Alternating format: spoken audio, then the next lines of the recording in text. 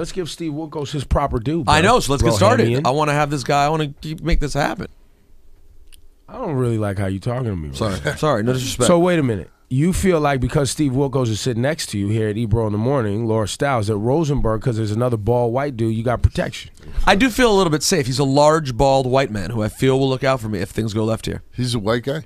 I know. Thank you. Yes, exactly. Talk about it because he's not a. They don't consider Jews white. All I know. the time. I'm not a full. I'm Steve, not full white. Steve, you're a waspy white guy, right? Yeah, I'm a waspy white guy, but the darkest waspy white guy you'll ever meet. But that's tan, right? You're out here in L.A. laying around. No, I beaches. mean that's. Everybody goes, "Oh, you're so tan." I'm like, "That's what I look like." So everybody, give it up for Steve Wilkos. Yeah. We didn't properly introduce him.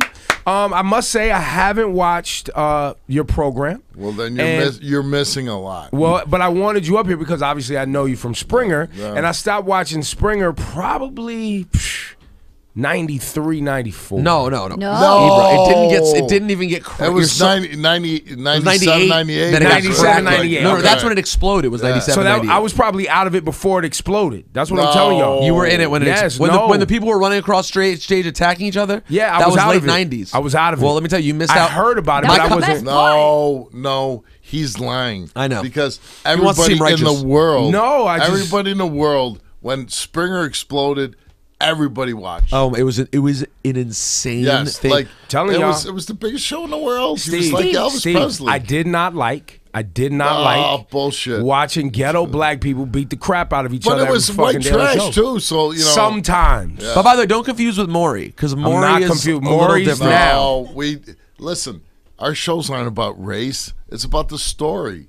You know, it doesn't care if you're black, white, whatever. I was hypersensitive in the 90s. Yeah, he was. He was on his righteous. He had his locks then. He was very righteous. Man, I was hypersensitive. No, I mean, the show wasn't about race. It was about the story, and the story was fantastic, and we had people beating the hell out of each other. Can we talk about the beginning, though? Because you started off as Jerry's main security guy, right? Yeah. How did you become the favorite, like the go-to guy? Because he had others. You know what? I was Chicago cop, and they asked me to come in and do the show, and like just part time. And Jerry was a big baseball fan, and I was a big baseball fan, and so we just kind of clicked. And next thing I know, he was like, "Hey, I'm traveling. You want to be with me?" And I'm like, "Yeah, I'll go." And I knew it was a big opportunity for me. So when I got into TV, and like they asked me, shave your head, do this, do that. I did everything they did because I said I knew, like I got an opportunity of a lifetime. Right. So, and obviously it worked out for me. So, but did you ever imagine when Springer was in its heyday in the late '90s? I was in college. Everyone was watching every night. It was a zoo. And it was a phenomenon. Did you ever think, everyone loved you, Steve, and I remember thinking, hey, who's the big security guy who looks like Cal Ripken? Right. And, did you ever think that it would lead to you having your own television career? And I didn't want my own TV career. Like, I was fine, like, being on the Springer Show because I made a lot of money. My wife was working on Springer Show, and so I was fine just being that. And then one day they came to me because Jerry went on Dancing with the Stars, and I filled in for him. They're like, you're going to fill in, and, and one day somebody said, you're going to get your own show. And I was terrified, scared to death. And, it worked out. Sure did. Steve Wilkos is here. Now, I'm reading the bio here. The show has grown to 56% of U.S. households in its premiere season. So half the U.S. households, that's 100 and, what is that, 80, what's the number, 80-something million households? Like 8 trillion people. 1 trillion people watch this show. Crazy. 8 trillion. So what's your show about? Is it different than Springer? Like, what's the... I was a Chicago cop, and so when they said, we're going to give you a show, we said, what are we going to do that's different? Right. Because we're not going to do the Springer Show. Of course. And what I was good at was being a policeman. My dad was a Chicago policeman for 30 years. I was a Chicago policeman for 12. And we said, we're going to do, where people need justice, need the truth, and that's what we do, and we've done very good with it. That's dope. We were looking at some of the videos. Some people have come for you recently that you've tried to break up some fights. You told me you watched the video. Well, no, I saw the time that something was. Me, I saw when you had something thrown in your face. Oh, the bowl. Yeah. Is that what it was? It was a bowl. Yeah, a bowl.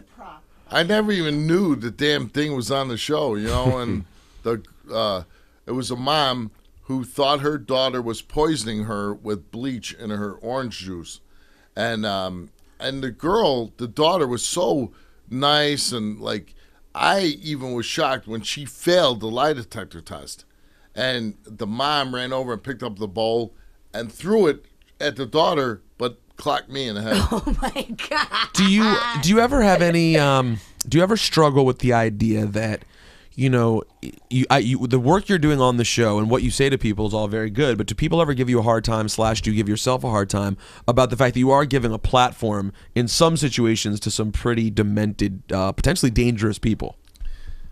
You know what? People always give us a hard time. We obviously have a stigma, but we don't solicit these people.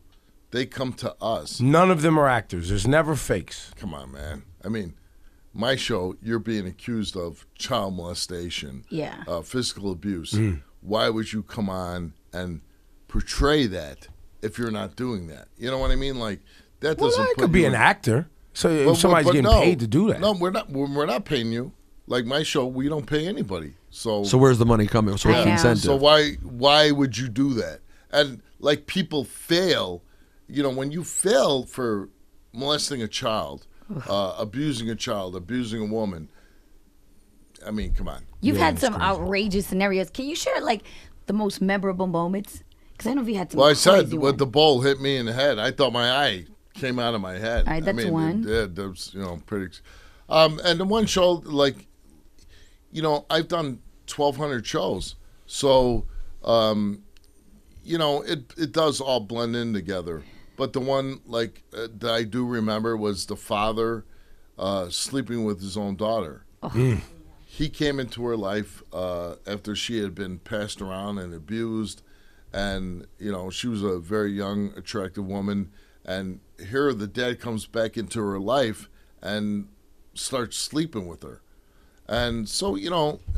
how do you stand there with people like that, though? Is that hard to separate yourself? Or don't you want to just lay people out sometimes? Yeah, I mean, yeah, of course. I'd like to, you know, just punch the guy out, but I can't because then I would sink to their level, you know.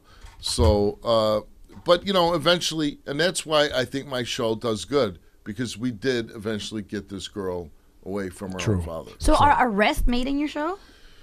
Not after the show, actually, but when they go back to wherever they're from, law enforcement agencies, you know, ask us for assistance, and you know, we give them our tapes and. So wouldn't someone be skeptical that? I mean, I ask my wife all the time, how do we get these people on the show? Because my wife is my executive producer, and I say, you know, we just like 3 weeks ago taped a date rape, okay.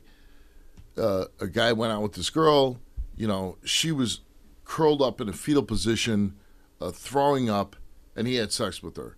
And I asked this guy, come on, man, if she's throwing up and curled up in a fetal position, she cannot consent to sex, right? Oh, well, you know, she said yes, this and that, and he failed. And this was a story that happened 4 days before we taped it. No. Yeah. And this guy is still going through the criminal processes system. And they're going to use this show, this taping, I'm sure, against him. Why wouldn't you? You know, and the fact of it is, it's like, you come on, you're guilty. You know, if you fail the lie detector test, because, you know, if you watch a show, the lie detector test is very, very important with our show, and it's a science. You know, it can read the way. Basically, what it is if you're telling the truth, your body knows. You know, it's a way of telling a story. Your heartbeat, your perspiration, heavy breathing. And if we know if you're telling a lie, if you try, like people, they come on, they're like, they try to change their breathing. Well, we can see that, you know, and we can see the reaction to that. So I truthfully believe that what we do on our show with the lie detector test is 99.9% accurate. Now, man, these are heavy topics, bro. You're on television. I know. There's a crowd staring at you. Yeah. You're taking a lie detector test. Not only are you nervous that they're you're on television, you're being recorded, but I'm sure the questions you're being asked at the time don't make it even any easier. Is that ever factored into this conversation? How these lies? I'm saying, people all the time, they say, "Why would I come on? Why would I lie?" And I go, because, people lie all the time, right? I mean, people lie every day in their lives, and they think they can, I can lie because I believe it, Steve, I asked you before we started recording, like, obviously you're making a lot of money right now, so that feels awesome. But is this work that you've been doing, how long has it been now? 8 years. 8 years? 8 years on my own show. But I mean, even with the Springer stuff, being in 21 years. Yeah, I was going to say, just being in this environment. Being in TV, 21 years. But with these types of people and these types of conversations and breaking up fights. I was a policeman for 12 years in Chicago. So I dealt with, abuse and domestic violence and murders and rapes. And that's where I'm going. Aren't you? I mean, this stuff is a little tired at this point, no? Ready to retire, ready to go lay on the beach somewhere. You know what? I would love to do that. I would love to just not do anything and just lay on the beach and smoke cigars. But I got kids. I got a wife. But do you feel like the work you're doing with your show is fulfilling? Like, I mean, you said you help some people. You know what? I've always been an advocate for the underdog. And so, I served in the Marines. I was a cop. And, I believe in myself. And myself is to help other people. And that's what I truly believe. And, people say, oh, that's corny, whatever. But, my dad was in, the Army. He was a Chicago cop. And my dad was my hero, and he still is. My dad's still alive. And I looked up to my dad. I wanted to be my dad, and I'm my dad. Do you, you've seen a lot of, obviously, a lot of the angst that socially we've had, Ferguson, Mike Brown, Eric Garner, you've seen this stuff on the news, Trayvon Martin, and you as a former police officer, do you completely take sides with all police activity, or do you take... No, the Trayvon Martin thing was... and Zimmerman wasn't a cop, so he was just an idiot. Right, exactly. Stay out of it. You know what I mean? Call 911 and report it if you think... And just go sit down somewhere and shut the fuck up. The thing in New York, which was the Garner... The chokehold, yeah. Eric Garner. Eric Garner thing. I'm gonna say it looks bad, right? It looks bad. The Ferguson thing, you rob a store, you punch a cop in the face when he's in his squad car. Guess what? I'm shooting you too. Wow. I'm gonna say it. I'm gonna shoot you. You punch me in the face and break my cheekbone, whatever. But you believe that that's grounds to kill somebody? It's not grounds to kill anybody, but I'm gonna use deadly force against you. And that's what cops are trained, right? And that's what I've been trained to do. The Garner thing in New York here, once he's on the ground, let up. That there was no need for that. And I think at the very least he should have been indicted and be. I mean, tried. that's the hard part. Is how when we all see it like that, could there not be a trial? Right. And then my thing is, like, he could say the same thing I'm saying right now, like, that's what I was trained to do, but you should at least indict him. The Ferguson thing, this guy was a bad guy. He was robbing guys, punching guys in the face. Like, if you do those type of things, if I walk down the street and you had a gun and I know who you were and I punch you in the face to take your money and you had a gun on you, what are you going to do? I mean, I would probably run, but yes, I get the idea. A lot of people would probably pull their gun and use it. They're going to shoot you. So what I'm saying is... Although none of us know exactly in any of these situations, except for Garner's case, we don't know exactly what happened. And listen, I'm pro-police. My dad was a policeman. I was a policeman. Most policemen go to work and want to do a good job and want to go home safely. They don't want to kill anybody. I was on the job for 12 years.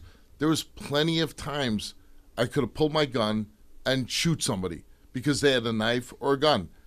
I never killed anybody in 12 years. Never, shot at somebody and killed them. Because that was not what I wanted to do. I wanted to serve and protect. Now, are there bad apples? There's radio hosts. Absolutely. Right? You guys are radio hosts. I'm an asshole. There's somebody doing something really bad in your profession. Oh, I'm a talk show host. Now, I'm a talk show host now. And I guarantee you, Springer was doing horrible things. No, You saw it firsthand. No. Nice try. Let me say this about Jerry Springer. He is the nicest man in the world. He is. He's the most well-mannered man in the world, and you cannot say anything about Jerry Springer. Well, I will say, but your point is exactly valid. And I think this was probably my biggest issue, and Ebro's as well, everyone here, that when someone in your group does something wrong, people believe, unfortunately, that the way to serve that group is to blindly support them, and that's not true. Some people believe that. You should. And unfortunately, we see police officers blindly support people where we're like, "Yo, fam, your man screwed up." You should call him out for it. Your man screwed up. And that's what I'm saying with the whole Garner situation. He should have at the very least been indicted, and then let the system take its course.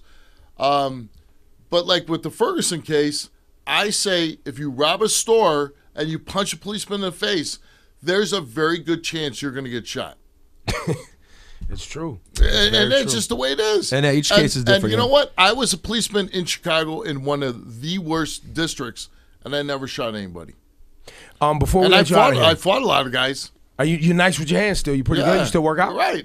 Dude, you weren't watching in the late 90s. You were involved every night. I mean, that was. Well, I have a question. Did you get more action? Be honest. More action in Chicago being a police officer, or when Springer was having a fight every night on the show? Which was more action for Steve Wilkos?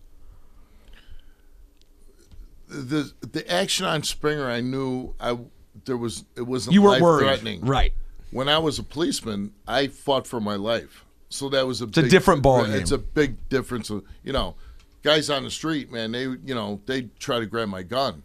When I was on Springer show, no one's trying to grab it. Yeah, I didn't have a gun. Was there ever a point in the Springer thing where it got so massive and it was so? Because I remember hearing about it. People hated it and people loved it. People love to hate it, right? And they still watch. it. That's how it works. And that's the great thing about any show, your show, my show. If they hate it, listen, watch. Yes. Yeah. No, they're the most valuable. They're the most valuable listeners or viewers. Right, because the people, like the first couple of years, I used to read the emails. Oh my God, I hate you. You suck. You're the worst. This is before you're Twitter. A bully. Right. This is before they were writing actual emails. And you know what? I stopped reading the emails because you would get 1,000 emails saying how great you were, and you get 5 that said you were terrible. And the 5 affected you more. Yeah, of course. You would like want to write back. And I bet you could add up in your. And I'll say this way: I'm not on Facebook. I'm not on Twitter. And what does Twitter do? Keith Olbermann, right? You just got suspended from ESPN. Why would you be on this? Why? Because somebody I'll tell cares. you why I'm on it. I'm on it just so those 5 people, I can just fucking curse them out. Right. I love that shit. Right. You just I love when those trolls come for me. I'll be like, yo, money, love, fuck you. I get mad at him for entertaining him. And that's exactly why I'm not on it. Because you spend too much time on the haters than the people that love you. And I bet in real life, in the 20 years or so that people have known who you were, I bet on one hand you can count the amount of times that in person anyone's ever been negative. Never happened. All you get is love and pictures and autographs, and that's it. I'm fortunate. I'm a big guy, and most people know my reputation. So, like, nobody's fucking with Steve Wilkos when it comes down to it. But they wouldn't anyway. That's the bottom line. When people put hate online, it's not that deep. They're just doing it to be a part of the conversation. They just want to talk. Actually, in real life, if they saw you, half of those haters would go, Steve Wilkos. But my thing is, there's people I dislike in the media or celebrityness, but I would never go up to them and say, I hate you. Right. Like, I'm going to confront you. Can we do a new feature on the Steve Wilkos show? It's called Say It to My Face. Oh, my God. And where anybody that hates on Steve Wilkos. I said, remember Robert Conrad from the 70s? He put the battery on his shoulder. I dare you to knock it off. Yeah. Like, that's what I want to do, man. Let's do it. Yo, tell your wife, give me a check. Because if y'all use this on the show, I want my check. And let's do it. It's called Say It to My Face with Steve Wilkos. Yes. That's funny. I would love to do that. Listen, it's on every day here at Pix 11. It's on 56% of households around America. Our guy, Steve Wilkos. Great talking to you, bro. It was great. Anything we didn't hit that you want to make sure the audience knows about Steve Wilkos' show? You know what? It's a show that deals in topics that no other show covers. and that's the appeal of the show. And I'm not a celebrity. I'm a guy like you, her, you. I'm a celebrity, Steve. No, but I'm saying, celebrity adjacent. like nobody, like they come up to me and they're like, "Hey, I know you. You know, Right. They're my friend. They're somebody that they know." And listen, look at all the TV shows that have come on the air the last few years that have been canceled. Ricky Lake, she won Best Talk Show Host, and she was canceled. She was too cute. I think Barry, she was too cute. She was kind of cute at one point. Arsenio Hall, Jeff Probst, all these people that were big names that got TV shows. Steve Wilkos tore you down. Steve Wilkos, nobody. Steve Wilkos, Chicago Cop. Nobody knew I'm in season 8 and I'm signed out through season 11. Why'd you just shit on all those other people like that, Steve? I'm so mean, bro. He's hip hop, man. He's wearing a chain, by the way, under his shirt. You can't see it. He is wearing a chain. You got a medallion on, bro? Let us see the medallion. It's Pull not out a that jewelry. Listen. Yo, pull out that Yo, he's jewelry. hip hop. He's got a chain on right now. Let's see it, Steve. All right, come on. Hey, I'm not saying anything bad about those people, but what I'm saying is, I think there's people that are regular people that can be appealing to the mass audience. Real. And I think, come on, I am a proof of that. Absolutely. Like, I am nobody. I have no talent. I'm not good looking. I'm not, but what I say and what I feel is what the audience is watching. Exactly. And that's the appeal of And my they show. feel like it's pure. And they feel like it's not staged. Exactly. And they feel like, even And though we know, I can't be phony. even though we know your wife is a mastermind behind the scenes, hey, crafting man, this entire hey, thing. Without her, I'm canceled. Yo, Steve Wilkos, thank you, man.